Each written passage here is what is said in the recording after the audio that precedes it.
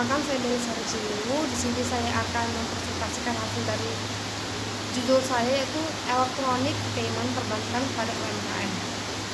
Di sini saya akan menjelaskan apa itu UMKM. UMKM itu sendiri merupakan singkatan dari usaha mikro kecil dan menengah, yang dimana dilakukan oleh usaha berbadan kecil ataupun rumah tangga. Contoh dari UMKM itu sendiri kayak kuliner, toko kelontong, ataupun pengrajin tangan lainnya. Itu merupakan salah satu dari contoh UMKM. E-payment itu artinya sistem pembayaran non tunai atau dengan cara digital.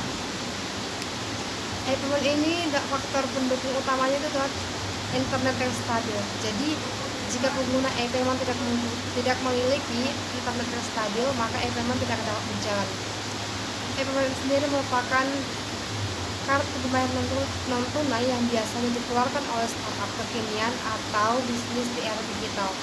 Contoh dari e-payment itu sendiri adalah QRIS, e-money, dan kartu kredit.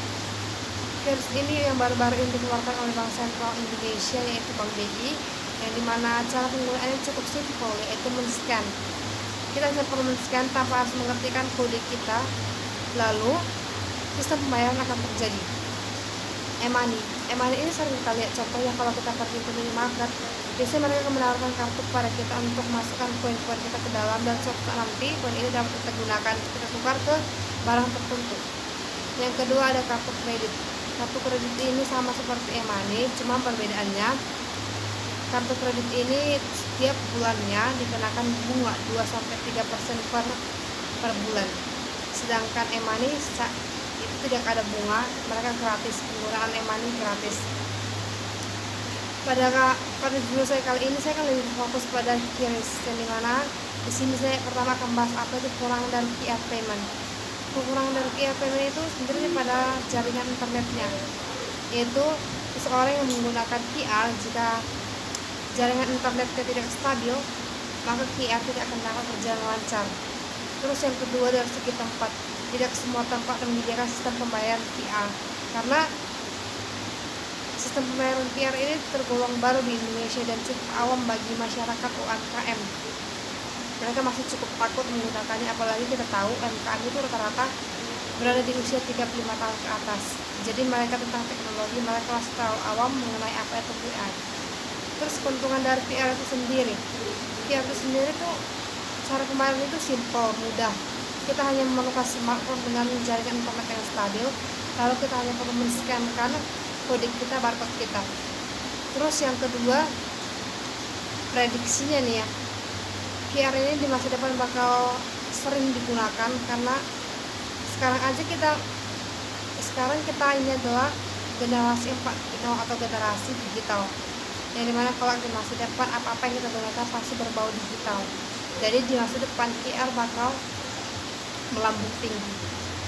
Itu menurut opini saya. Solusi dan manfaat yang ditawarkan e-payment untuk UMKM. Solusinya seperti yang ada di slide yang telah saya berikan, dapat dibaca itu sistem pembayaran elektronik membantu pemilik usaha untuk membangun cara pembayaran yang lebih baik dan beragam. Misalnya mau virtual akun, mereka hanya tinggal pilih sesuai dengan kebutuhan. Mau kartu kredit, mereka hanya tinggal memasukkan data dan semua urusan selesai.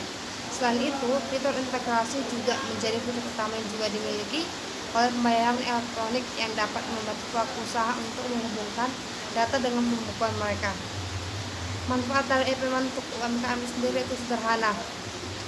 Sistem pembayarannya lebih sederhana karena hanya lewat satu pintu, yakni e-payment, yang membuat problem pembayaran menjadi lebih simpel. Terus yang kedua lebih aman. Kenapa lebih aman? Karena mereka ada sistem scan, memindahkan barcode. Mereka tidak perlu mengetikkan sandi seperti cara pembayaran elektronik lainnya. Mereka hanya perlu men-scan, lalu pembayaran akan lancar, asalkan jaringan internet itu stabil.